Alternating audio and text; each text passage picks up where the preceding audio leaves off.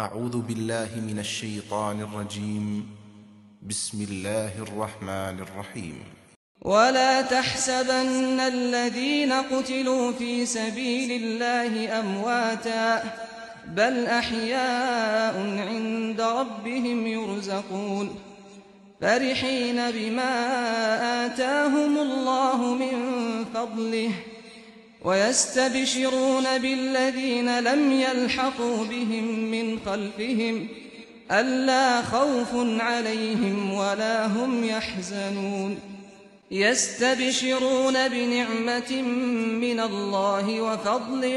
وأن الله لا يضيع أجر المؤمنين الذين استجابوا لله والرسول من بعد ما أصابهم القرح للذين أحسنوا منهم واتقوا أجر عظيم الذين قال لهم الناس إن الناس قد جمعوا لكم فاخشوهم فزادهم إيمانا وقالوا حسبنا الله ونعم الوكيل فانقلبوا بنعمة من الله وفضل لم يمسسهم سوء واتبعوا رضوان الله والله ذو فضل عظيم إنما ذلكم الشيطان يخوف أولياءه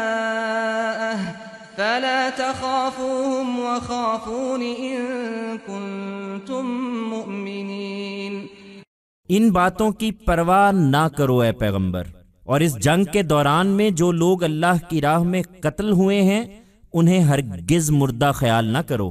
وہ مردہ نہیں بلکہ اپنے پروردگار کے حضور میں زندہ ہیں، انہیں روزی مل رہی ہے۔ اللہ نے جو کچھ اپنے فضل میں سے انہیں عطا فرمایا ہے اس پر شاداں و فرحاں، ان کے اخلاف میں سے جو لوگ ابھی ان سے نہیں ملے ان کے بارے میں خوشیاں مناتے ہوئے کہ خدا کی اس ابدی بادشاہی میں ان کے لیے بھی نہ کوئی خوف ہے اور نہ وہ کبھی غم زدہ ہوں گے، اللہ کی نعمتوں اور اس کے فضل سے خوش وقت، اور اس بات سے کہ ایمان والوں کے اجر کو اللہ کبھی ضائع نہ کرے گا، ان لوگوں کے اجر کو جنہوں نے چوٹ کھانے کے بعد بھی اللہ اور اس کے رسول کی آواز پر لبیک کہی ہے،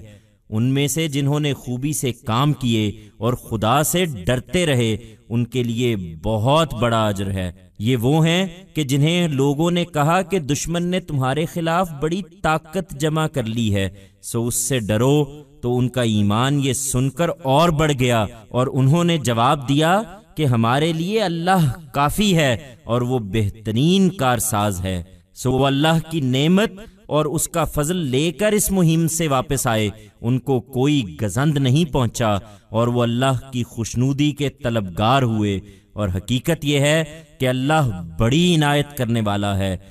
اب یہ بات تو تم پر واضح ہو گئی کہ یہ شیطان ہی ہے جو اپنے ساتھیوں کے ڈراوے دے رہا تھا، سو ان سے مت ڈرو، اگر تم سچے مومن ہو تو صرف مجھ سے ڈرو۔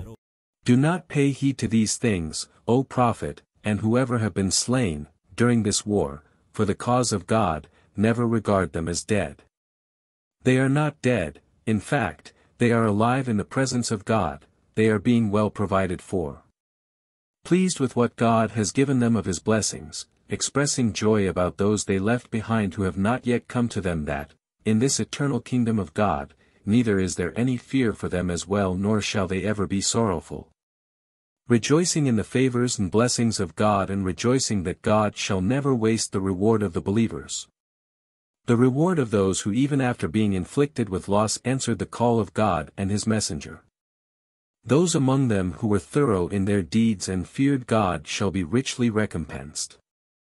They are those who, on being told by people, the enemy has mustered a great force against you, so, fear it, grew more in their faith, on hearing this, and replied, God is all sufficient for us, and he is the best protector.